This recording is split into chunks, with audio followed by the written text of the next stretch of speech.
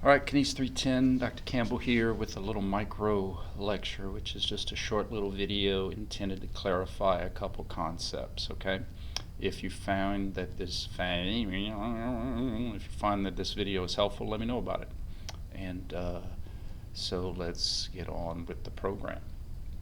References. A lot of students get confused, and how are you going to ask it on a test? And I think the key thing here is just understanding why we know it, or why I'm teaching it to you, and then from there you'll get it right on the test.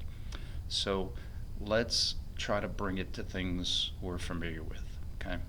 So a global reference is what everyone can see.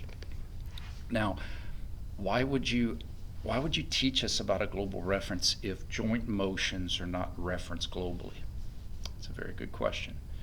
And the answer is to understand and not fall for the traps of illusions that I told you we have a lot of.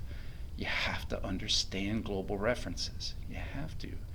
You have to understand why something is not what it seems, so that you can understand why it is what it is. Okay? So an example of a global reference, it's what everyone sees regardless of where they're at. Things like up and down.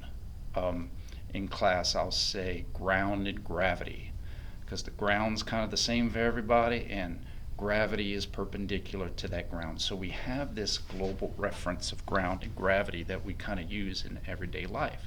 Okay?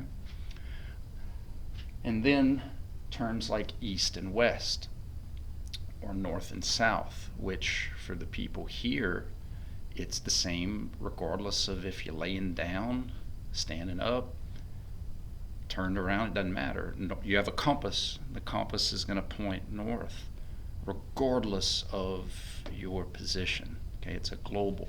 Now, the way that global works is that a lot of times you are going to want to reference things globally because that's what you're comfortable with. Again, ground and gravity. So I'll give you an example. If you have a joint, let's say like the shoulder is represented with this little clock, okay? And I know that I can move my shoulder like this, right? Go from 9 to 8, we call that adduction. You don't have to know that for test 1. Or go up like this, right, to like 10, we call that abduction. That's movement of my shoulder in my frontal plane. What can happen is that from a global reference, you may have somebody lean their trunk and the clock hand might look like it went from 9 to 10. But the reality is the clock stayed at 9 locally. The clock hand did move globally. So teaching you these global fixed reference that don't move, even though we move, is important because it's going to help you to see those illusions. In addition, global references are important because you've learned a lot of movements or been introduced to a lot of movements with straight up and down references like up, down, east, west, front, back. And from a global standpoint, you would think, well, front's always front, and back's always back, and up's always up, and down's always down, but not to a joint, not to a local reference. So what I mean by that is if you've learned that abduction was like away from a midline point, then what happens if I flex and extend my elbow in the same plane, right? So I need you to understand that this isn't ab or adduction of my elbow, because it might look like it's in the frontal plane, and it may be in the room's frontal plane. It may be in your frontal plane, but it's not in my elbow's frontal plane. So understanding these references, I kind of tried to separate it out for you guys again to try to keep it simple. What everybody sees, ground, gravity, north, south, east, west, and then what you literally see. How do you see things? In kinesiology, we're going to be helping people. So you have to see things a lot of times from their perspective. So how do you see things? And how do your joints see things? That's a local reference. That's relative to you. How do them or they see things? How do them or they see joints? So what I mean by that is, if you're watching somebody exercise and they're leaning to get their hand up higher, you need to see that motion did or didn't occur at the shoulder. How are you going to help someone's range of motion at a joint if you think they have normal range of motion at the joint? Because you looked at their range of motion globally instead of locally. Okay? So a global reference is used to teach you guys the importance of the local references. You kind of have to have all these perspectives. And remember, it's from the perspective of the person you're analyzing in terms of their joints, their motions, their positions. You could become that person. You can analyze yourself.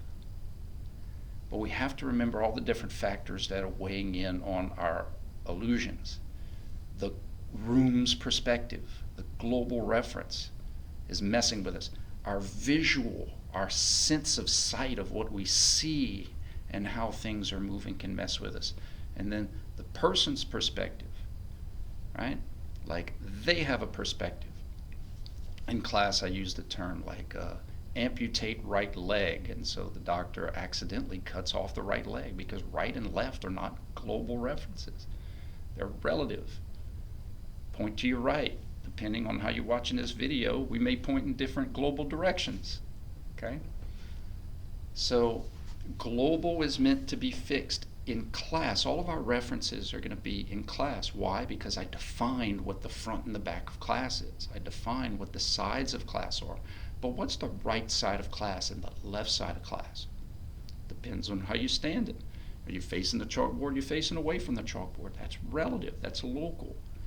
Okay? So all of our global references are going to be in reference to class because I defined it all. I defined up, down. I defined side to side, and I defined it, nice Campbell. I defined front, back. In the real world, the only true global, unless you knew where north and south are, but ground and gravity, right? Transverse plane is kind of universal global, because wherever the ground is, you have the transverse plane. But unless you have a compass, do you know where north and south is? Right? Well, we got the sun. What if it's nighttime? Do you know where east and west is? Do you know where the front of bourgeois is? Front door, but do you know where the front of a basketball gym is? Do you know where the front of, any room? You kind of have to define front, back, side to side to establish these global references. Okay. So again, what does everybody see? For us, ground and gravity. What do you or your joints see, and what do they or their joints see? And if you're analyzing other people, you have to remember, man, it's from their perspective, not yours. Your eyes are going to play tricks on you. It's why magicians have the upper hand. It's why human movement, that's real fast, is hard to analyze. We didn't know horses had periods of unsupport, meaning all four legs are off the ground, until we could slow down the video enough to see it. Our eyes can't process that many frames per second. Okay? So establishing a global reference is important so that we can do things like establish local or joint motion references. Okay? From here to there, if the clock represents the joint, this is joint motion. This is joint motion, but this is not joint motion. Even though to us it might move, I need you to understand that movement relative to the room or relative to a fixed, non-changing reference isn't necessarily joint motion. Sometimes they can see the same thing. Look, I see the same thing. Like if I was here and I did this, they see the same thing. But they don't have to. They don't have to see the same thing. So in other words, if I took my elbow here and I moved my shoulder, you may think, oh, maybe the hand did something. Or if I, maybe a better example would be if I was here and I leaned back. It's a much better example. Let me use my left one. So my clock hand is at 9 o'clock, and I lean back. My clock hand's still at 9 o'clock. But globally,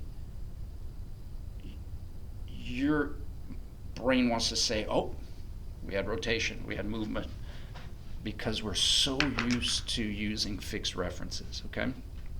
So I hope that helps. I hope that clarifies some things. We analyze motion joint by joint, and it's from the person we're observing's perspective. It's from their perspective, their joints, their perspective of their joints, unless you're analyzing yourself. It's from your perspective of your joints. Okay? Hope that helps.